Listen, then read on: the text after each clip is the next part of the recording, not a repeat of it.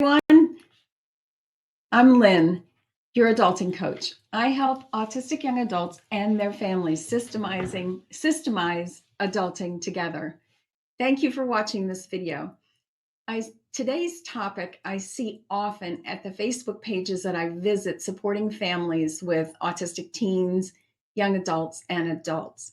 And they are so angry and I don't know what to do. Or fill in some other emotion. They are so unhappy and I don't know what to do. Or they are so discouraged and I don't know what to do.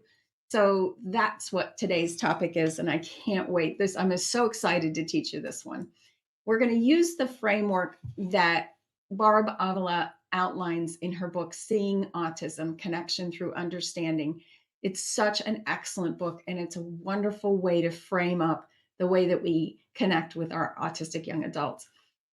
So we're going to get started in the understand step by looking at our steer map, what's going on. And we're going to just start out with the very first part of the situation versus the thought. So we're going to separate out the situation and the thought.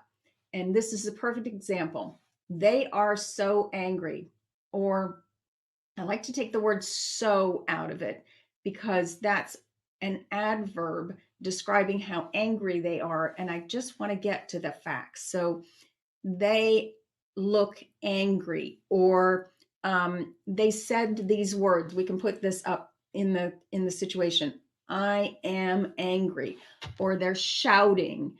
They are shouting is provable. We can take a video of it and show it to the world, and just from their actions, we could prove that they are angry.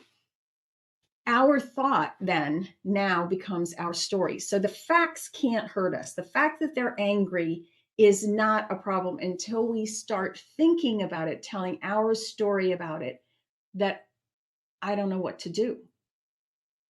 Because that's what creates the emotion inside of us, which is fear. I don't know what to do, also can create overwhelm. I don't know what to do can create paralysis, deer in the headlights kind of thing. I don't know what to do can create in our bodies just confusion. It's a thought, and it's creating that emotion that is getting us stuck. And we really want to pay attention to the connection between separating out the situation, just the facts, from our thoughts and our emotions. Now, finding our emotions isn't always so easy. I love this tool. It's an emotion sensation wheel. And I know it's too small for you to read, but it's going to be in the blog post where you're going to be able to look. It'll be right there. You'll have a connection right to it. If you go to my blog, lindsaydavison.com/blog, fairly soon after I do this video, it should be there with a transcript and the links. If you'll notice right in the middle, that's what it's called, the emotion sensation wheel. And then right around the outside, there are just 6 major emotions. This is what somebody thinks are the 6 main emotions. You can see these emotion wheels all over the internet, and they're not always the same, but they seem to be fear, anger, sadness, disgust, and then happy, surprise. And we would, in our way of looking at life, we would say that these are negative emotions and these are positive emotions. And I want to suggest that all emotions are worth examining, and that this graphic kind of illustrates the tendency of our brain to look for what's wrong rather than to notice what's right. And I think it's a pretty good illustration of that. So the first couple of the first 6 in the middle. The next group is more, let's break them down to more specific names of emotions. But what I love about this one is that on the outside are the sensations that happen in our bodies. And I'll talk about those a little bit more next. What happens often, though, with the people that we love is that they have what is called alexithymia. Alexithymia literally means the inability to recognize or describe and then thymia is emotions. It doesn't mean that our kids don't, that our young adult, the people that we love who are autistic don't feel these emotions. It just means that it's hard to get a label on them. And that's okay. We're not trying to make our kids poets or authors, not always at least. They don't have to have the precise emotion. And I want to give you a tool that will help with that. And that is this mood meter. This comes from the Yale, and his name is Mark, and I've lost his name, but he is teaching all over the country this ruler approach to helping kids in schools have better emotional intelligence. And so it has a lot of integrity. And what he suggests is that we just look at the 4 quadrants of our emotions. Very helpful. So along one quadrant is the level of energy, and along the bottom quadrant is the amount of comfort. So all we need to do to help our kids is help them to identify, are they comfortable or uncomfortable? And in this case, that anger would be pretty uncomfortable. Energy level, is it low or high? When I think of angry, they're kind of in that red quadrant, which is high energy, low comfort, and that's not a good place for them to be. So you can see how there are 4 options, and just having them identify, frankly, their comfort level and their energy level is going to take you exactly where you need to go to help them. So that's why we use the mood meter. Then we want to encourage our kids, encourage our young adults, and any other autistic people that we know to go ahead and feel the feelings. These are the 7 steps to feel your feelings. Again, you can find it when you go to the blog. You'll see that this option, will be an option there to download the wallpaper. That this is a phone wallpaper design that you can use. And the idea is to name it uncomfortable, comfortable, find it in your body. This is really what we want to do. Okay, so what's going on inside of our bodies? Is it in our chest? Is it in our throat? Is it in the back of our head?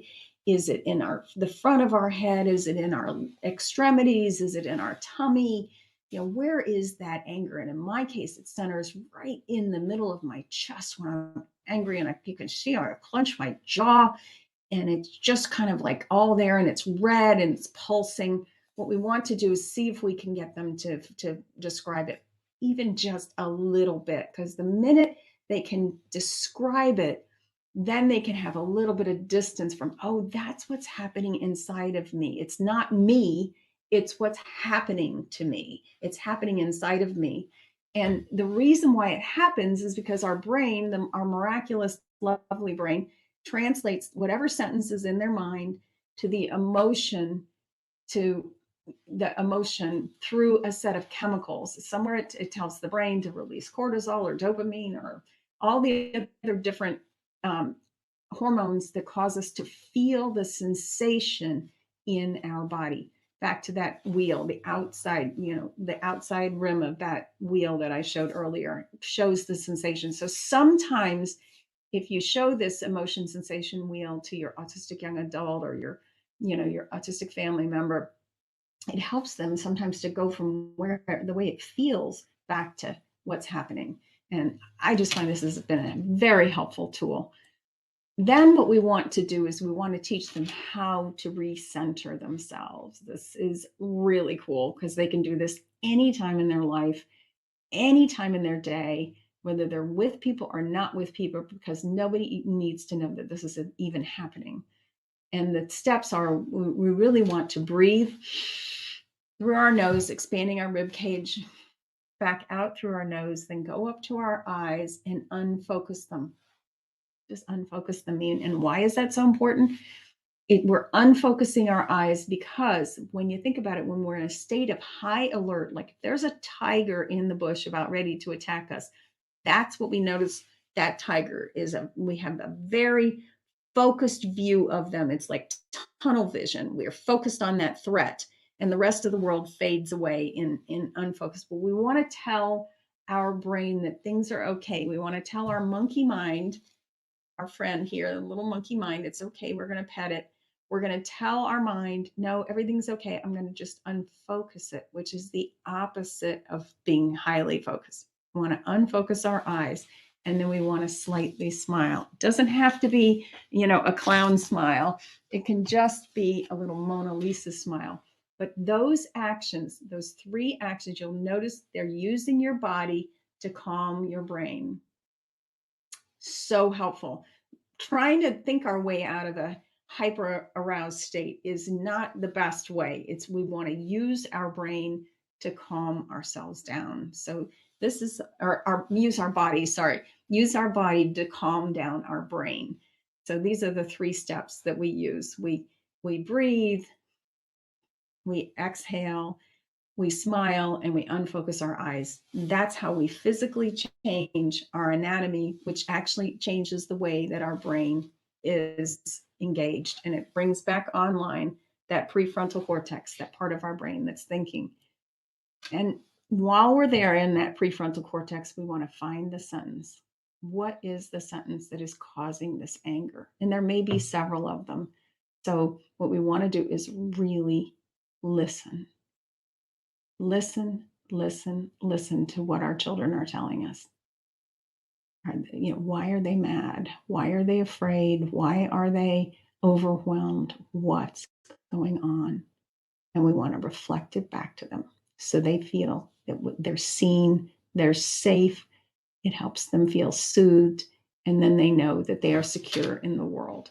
We want to practice our listening because our story does matter. The thoughts that we have in our brains string together to get us in that washing machine, that spin cycle, and it gets to the point where we don't even see them. We just know that story is titled, I'm angry, or life isn't the way it should be.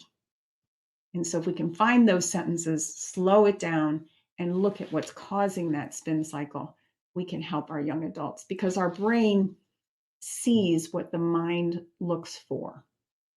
So if we tell ourselves we need to really, we're angry because we weren't able to, we weren't able to do something that we wanted to do, or we weren't able to buy something we thought was essential, or somebody said something, or a typical, pattern trigger happened, which triggers us right into that anger emotion.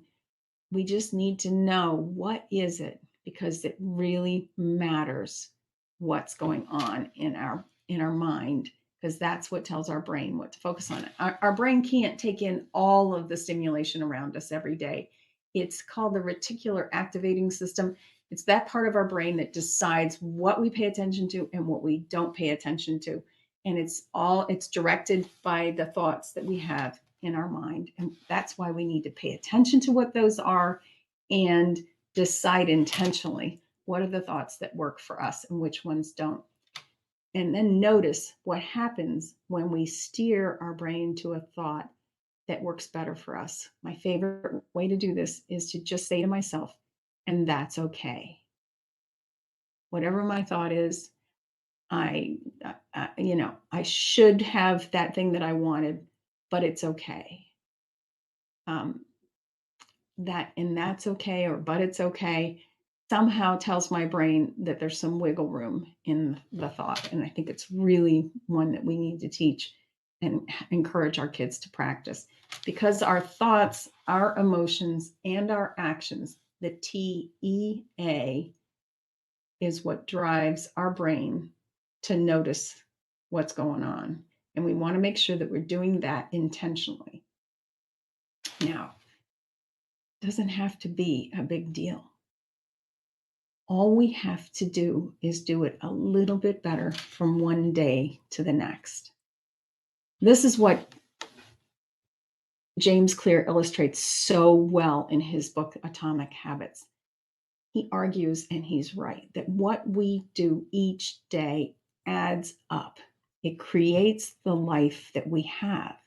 And so if we intentionally focus our thoughts that create the emotions that drive the actions that we want in our life every day, each day, they will add up to a life we love that works for us. And this is what we want our kids to have. We want them to know this. We want them to know this at just they just know it, so that when we're gone, they have the tool to really manage their life. And that's why in the art of adulting, we break our lives down into the 10 domains, and we work on how are we going to get 1% better each week. And then we notice how well we do, and we notice when we're not doing what we say we're going to do. What is our T? What's going on with our thought, emotions, and actions that are preventing us from doing what we need to do? Because he illustrates this in a mathematical way, and I love this, because if you just do 1% worse every day, you see the bottom line, you're going to get a little bit worse. But if you do 1% better each day, that's 1.01 to the 365th power, then that's how we're going to get 37.78% better at the end of the year. I'd love it when they reduce these ideas into this simple math. It's like, we can't argue. It's the math, right? We'll end up with results that are nearly 37% times better after 1 year. And that's why we have to teach our kids that it's not these big, gigantic actions that are going to change their lives. It's what they do every day. And that's what we teach. We give them a system. We teach them the tools and the concepts and the skills that they need to know inside the art of adulting. And what we need to do first is learn them ourselves, because once we've learned them, then we teach them. That's our second opportunity to learn them. And then the third opportunity is to practice. So we learn the theory, we teach it to our autistic young adults, and they can come right in, because anybody that joins, it's a membership in the course for the entire family for one price. So they go right in, they get their own login, and they can follow along and watch the videos, and they're all short and sweet so that they stick. And then the mastery is what we do together as families. This is where we practice our skills over and over again, and we notice when our kids are making progress, and we celebrate together with them when they do. That's the magic of this 1%. Let's do 1% better each day in each of our 10 domains. So please join me in the art of adulting. Let's systemize adulting together. I know it's going to work. It's worked so well in my family. It's worked really well with my clients. And I'm very certain that it can work for you. Find me at lindsaydavison.com/blog. That's where you're going to find all of the videos that I create at the Art of Adulting. And I can't wait to meet you inside of the Art of Adulting. Bye for now.